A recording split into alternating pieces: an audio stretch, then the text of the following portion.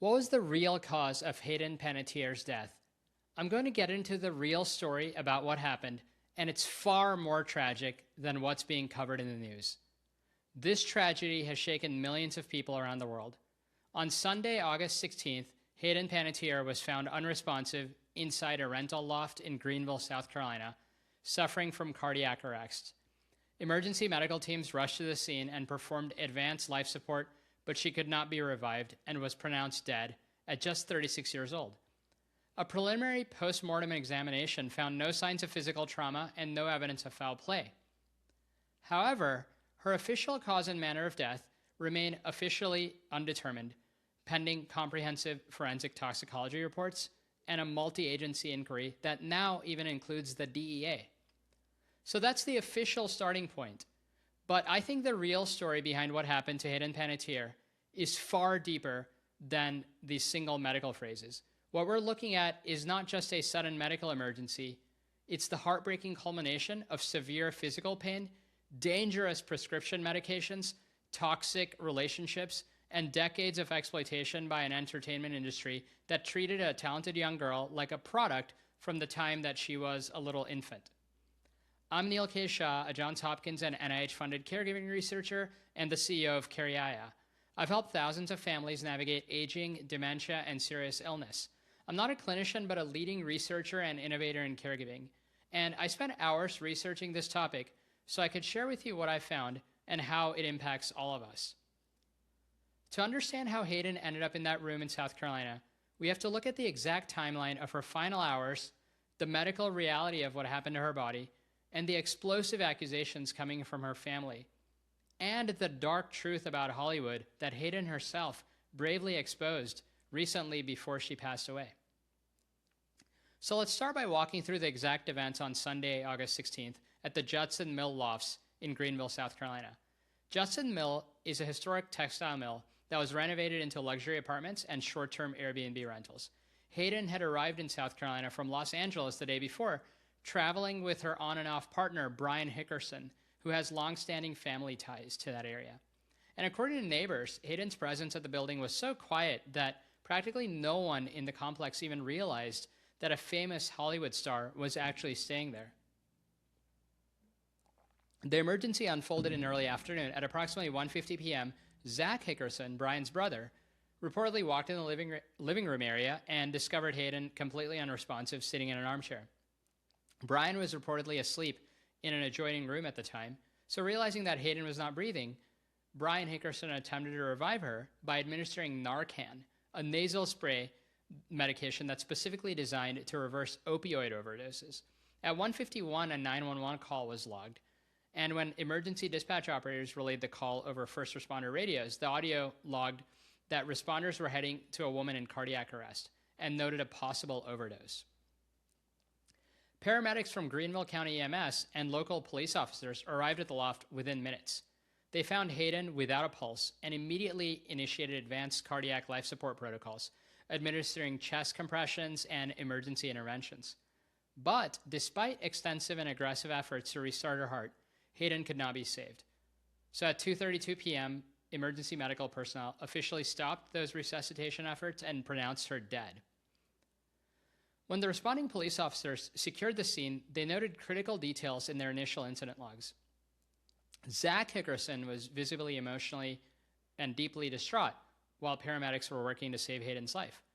But Brian Hickerson, on the other hand, remained largely composed throughout the resuscitation attempt and only showed visible emotion after the medical team formally declared that Hayden had passed away.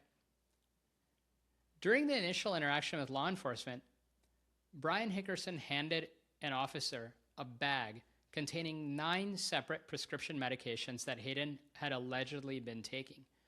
The specific names, dosages, and prescribing doctors on those prescription bottles were blacked out in the publicly released police report, and they became immediately central evidence in an active and ongoing investigation. Police interviewed both men, secured the surveillance footage from the building, and obtained a search warrant to process the whole loft. And that brings us to a crucial distinction that has confused so many people who are following the news. What is the actual difference between cardiac arrest and the official cause of death? When headlines break saying a celebrity died of cardiac arrest, many people assume that a heart condition was a primary problem. But cardiac arrest simply means that the heart has stopped pumping blood. Every human being who dies ultimately experiences cardiac arrest. It's the final mechanical shutdown of the human body, but often not the root disease or external trigger that caused the shutdown in the first place. Forensic pathologists and medical examiners look beyond that stoppage of the heart to find the specific underlying mechanism that triggered the arrest. So when the coroner performed the preliminary autopsy after Hayden died, they confirmed there were no physical injuries, no broken bones, no strangulation marks, no signs of assault, so that ruled out direct physical violence. So now, medical experts and investigators are looking primarily at two major possibilities. The first possibility is acute central nervous system depression leading to secondary hypoxic cardiac arrest. When a person takes central nervous system depressants, whether those are prescription painkillers, anti-anxiety medications, muscle relaxers, sleeping aids, or illegal substances, those drugs can interact directly on the brainstem. The brainstem controls the body's automatic reflex to breathe. So if drug concentrations in the blood climb too high, or if multiple sedating drugs interact with each other, the brainstem forgets to tell the lungs to take in oxygen. The person's breathing slows down, becomes shallow, and eventually may even stop entirely. Once the breathing stops, the blood is starved of oxygen, a condition known as severe hypoxia. Without oxygen, the heart muscle cannot generate the electrical signals it needs to contract. Within minutes, the heart slips into a chaotic rhythm and just stops beating. The fact that Brian Hickerson administered Narcan indicates that the people in the room immediately suspected an opioid-related respiratory crisis. But Narcan is only effective against opioids like morphine, oxycodone, or fentanyl. It has zero effect against non-opioid sedatives such as benzodiazepines or even alcohol, and it cannot restart a heart that has already stopped beating for a prolonged period. The second possibility involves an unexpected cardiac arrhythmia triggered by underlying cardiovascular vulnerabilities. And this is an area of deep personal tragedy for the Panettiere family. Just 3 years earlier, in February 2023, Hayden's younger brother, Jansen, passed away suddenly at the age of 28, and his official cause of death was determined to be an abnormally enlarged heart, combined with complications in his aortic valve. So when a family has a documented history of early onset cardiac abnormalities, underlying structural heart conditions cannot be ignored here. If a person has a genetic vulnerability in their heart muscle or electrical pathways, adding on top of that the physical strain of long-term substance abuse or intense emotional stress or interactions between prescription medications, any of those can trigger a fatal arrhythmia out of nowhere. And to understand why Hayden was taking multiple prescription medications in the first place, we need to examine her health struggles. Earlier this year, Hayden spoke candidly with Women's Health about an excruciating back injury that she had been battling for over 12 months. She suffered severe trauma to her lower spine that resulted in lumbar nerve damage. The nerve compression was so severe that she experienced profound numbness and lost the motor functions in her foot, a condition known clinically as foot drop. Hayden described sitting in the doctor's office in pure terror, wondering if she was going to be permanently paralyzed for the rest of her life. Anyone who has ever dealt with severe spinal nerve damage knows that the pain can be completely debilitating. Standard medical treatment for this often involves a combination of strong medications, opioids for acute pain, gabapentin for burning nerve sensations, and muscle relaxants to stop spinal spasms. For an individual with a history of chemical dependency, like Hayden had, managing severe chronic physical pain with heavy pharmaceuticals is an absolute minefield. When you mix strong opioids with nerve medications and muscle relaxants, those drugs can amplify one another's sedating effects. Even if a person takes their medications close to the prescribed doses, a slight miscalculation or altered liver metabolism from past drinking, or even an accidental double dose, can lead to fatal respiratory depression. I think that explains why the coroner cannot simply guess the cause of death until detailed toxicology reports come out, which can take some time. In these reports, state and federal labs use advanced technology to test postmortem blood, tissue, and vitreous eye fluid. They must isolate every single chemical compound, determine its exact parts per billion concentration, measure active metabolites, and see how long the drugs were in her system, and evaluate whether a combination of therapeutic medications created a lethal cocktail. This meticulous scientific process often takes anywhere from 4 to 8 weeks, and until these lab results are signed by the forensic pathologist, the official cause of death may remain formally pending. While medical examiners run those lab tests, law enforcement is investigating the case from a different angle. Shortly after Hayden's death, the U.S. Drug Enforcement Administration officially stepped in to assess the Greenville Police Department. Federal involvement in a sudden death like this is quite significant. The DEA does not typically get involved in local death cases unless investigators need federal resources to trace the origin, prescribing patterns, and distribution channels of controlled substances that were discovered at the scene. Federal agents are looking closely at that bag of 9 prescription medications handed over by Brian Hickerson. They're likely cross-referencing prescription monitoring databases, interviewing doctors who wrote these scripts, examining pharmacy records, and checking whether any non-prescribed or even illicitly sourced substances were brought into that Airbnb.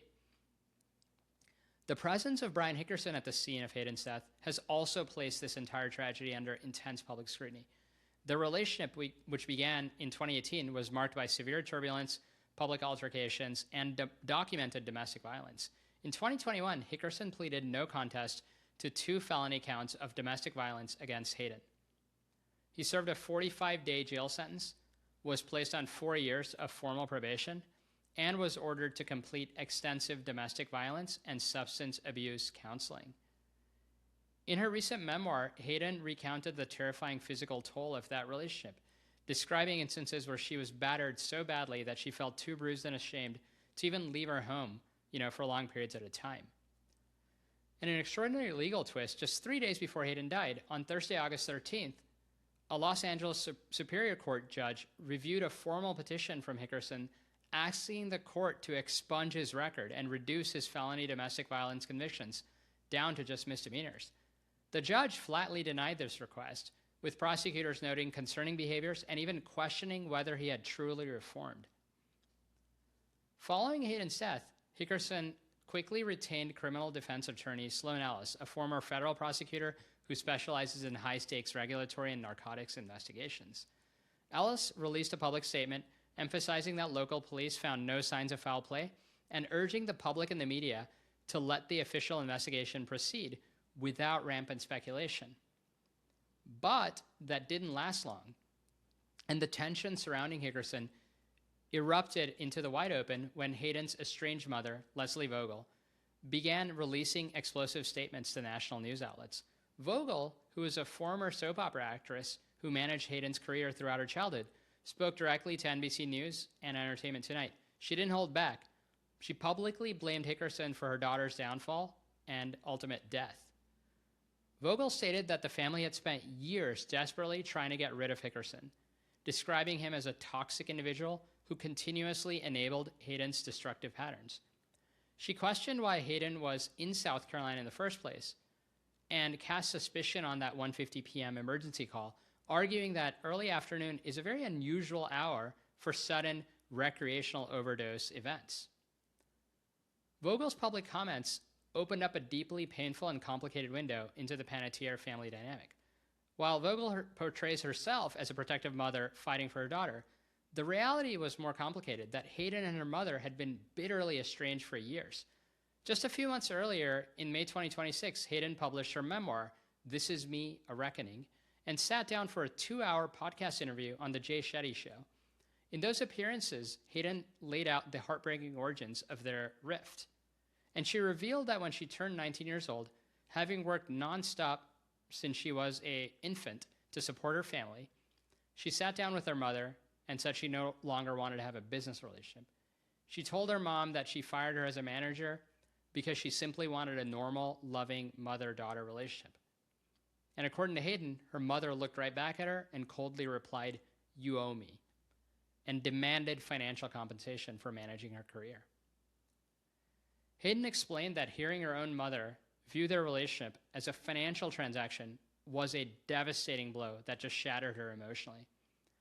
When her memoir was published, Vogel publicly slammed her daughter in interviews with the media, dismissing Hayden's trauma as a publicity stunt to sell books, labeling Hayden as entitled and claiming that she was the one who chose to go no contact with her daughter.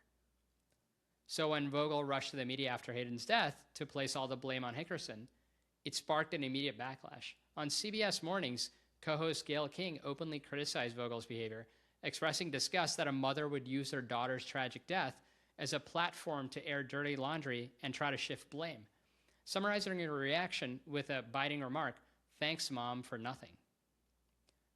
Vogel even followed up with defensive statements to the Daily Mail, insisting that she was never an abusive stage mother, arguing that Hayden put pressure on herself, and claiming that she only put Hayden into commercials as a baby so she could build her college fund. I think when you step back and look at the total picture, you realize that Hayden Panettiere's death is not an isolated incident. I think it's a devastating case study of how the American entertainment industry grinds young human beings into commodities, exploits their vulnerability, and then abandons them when they break. Hayden didn't choose the spotlight as an adult making an informed career decision. She was placed in front of cameras when she was just 11 months old. By the time other children were learning to read and play in kindergarten, Hayden was already a professional working actor. She starred on soap operas like One Life to Live and Guiding Light, was in Disney Pixar's A Bug's Life, and delivered an unforgettable performance in Remember the Titans. Her childhood was completely eclipsed by production schedules, corporate contracts, and the financial expectations of adults. Then suddenly came 2006 when Hayden was cast at 16 years old as Claire Bennett in the global phenomenon Heroes. That show's tagline, "Save the cheerleader, save the world," became a worldwide pop culture sensation, and overnight Hayden was catapulted into massive global fame. But behind that glamorous image was a horrifying reality that Hayden finally detailed in her memoir and on these podcast interviews. She revealed this year that starting at just 15 years old, adult members of her promotional team began handing her what they cheerfully called happy pills before she walked out onto the red carpet and sat through grueling press interviews. These adults were giving a minor child pharmaceutical stimulants so that she would appear bubbly, energetic, and talkative for the camera. Hayden explained that at age 15, she had no concept of pharmaceutical addiction or boundaries. She trusted these adults around her who were supposed to protect her. She even wrote that those happy pills handed to her by her handlers were the exact gateway drugs that normalized chemical coping and unlocked the door to a lifetime of substance dependency. Think about the moral bankruptcy of that situation. Adult professionals who were tasked with guarding a teenager chemically altered her brain chemistry because they needed her to perform on cue to maximize corporate profits and ratings and viewership. At the exact age when her brain was developing, she was taught that if you feel tired, anxious, or overwhelmed, you simply just take pills to make it go away. Combine that chemical manipulation with the predatory paparazzi culture of the mid-2000s, where grown adults with cameras were stalking celebrities down the street, screaming provocative questions to induce panic attacks and sell tabloid magazines. Hayden described this experience of being hunted by paparazzi as just pure terror, leading to debilitating anxiety that she eventually began numbing with alcohol and medications. So if the show Heroes introduced her to chemical coping, her next major television series, Nashville, pushed her past the breaking point. On Nashville, Hayden gave an extraordinary and critically acclaimed performance as the country music superstar Juliette Barnes, earning 2 Golden Globe nominations. But behind the scenes, a disturbing industry practice known as narrative parasitism was taking place. In 2014, Hayden gave birth to her daughter Kaya, whom she shared with the world heavyweight boxing champion Vladimir Klitschko. Following the birth, Hayden was hit with severe, crippling postpartum depression. Instead of being given the time, space, and medical leave to step away from this production and heal, the writing staff of Nashville took her real-life postpartum depression and her emerging struggles with alcohol and wrote them directly into the script for her character. So for up to 14 hours a day, under these bright stage lights, Hayden was forced to act out the exact trauma, panic, and mental unraveling that she was experiencing in her private life. She explained on a recent podcast interview that there was no break, no breathing room, and even no ability to decompress. The boundary between her actual life and her fictional character was just completely erased. And to survive the sheer psychological exhaustion of reenacting her deepest pain day in and day out, Hayden turned heavily to alcohol to numb her brain. In 2015, realizing she was drowning, she even checked herself into an inpatient treatment center. By 2018, her health and personal life were in such severe crisis that she made one of the most painful and misunderstood decisions that a mother could ever make. She agreed to grant full physical custody of her 4-year-old daughter, Kaya, to Klitschko, allowing Kaya to live safely with her father in Ukraine. Tabloids cruelly painted Hayden as a mother who had just abandoned her child. But in her recent podcast interviews, Hayden addressed that narrative with raw emotion, explaining that sending Kaya to live with her father was really an act of selfless maternal love. She knew that she was fighting for her life against addiction and depression, and she refused to subject her young daughter to the chaos and instability of her own recovery process. When you trace this entire narrative trajectory, I think the pieces of the puzzle really fall into place. Hayden Panettiere did not die because she was reckless. She died because she was carrying an overwhelming mountain of physical, psychological, and historical pain. She was dealing with debilitating nerve damage in her spine that made every step agony. She was mourning the sudden death of her beloved brother, whose loss she described as losing half of her soul. She was navigating the legal and emotional fallout from a toxic and violent relationship. And beneath all of that was 35 years of industry exploitation that started with a baby who starred in commercials and escalated to adult handlers feeding a teenager stimulants to keep that publicity machine running. I think this is why Hayden Panettiere's death should serve as a profound wake-up call for America and the entire entertainment industry. We can't keep looking at the deaths of these former child stars as just isolated events and personal tragedies. We have to recognize that there's a systemic problem here and a pipeline that creates these tragedies. Hollywood operates on a business model that profits immensely off the labor of children and young adults, and yet provides virtually no structural safeguards to protect their long-term health. Maybe we should examine or re-examine this industry and how to better monitor it to manage the safety of young people. And as we wait for the police and the DEA to release the findings of their investigations, we should remember Hayden Panettiere not just for the tragic circumstances of her death, but for the extraordinary strength, talent, and honesty that she brought into the world. She was an artist who brought joy to millions, a mother who loved her daughter fiercely, and a brave woman who spent her final months telling the truth so that the next generation of young performers might be spared the pain that she had endured. If you or someone you know is struggling with substance abuse, chronic pain, or mental health challenges, please reach out to someone for professional support or call our crisis hotline at 988 anytime. Help is available, and no one should have to fight those battles alone. I'm Neil K. Shah, and let's take better care of each other. Thank you.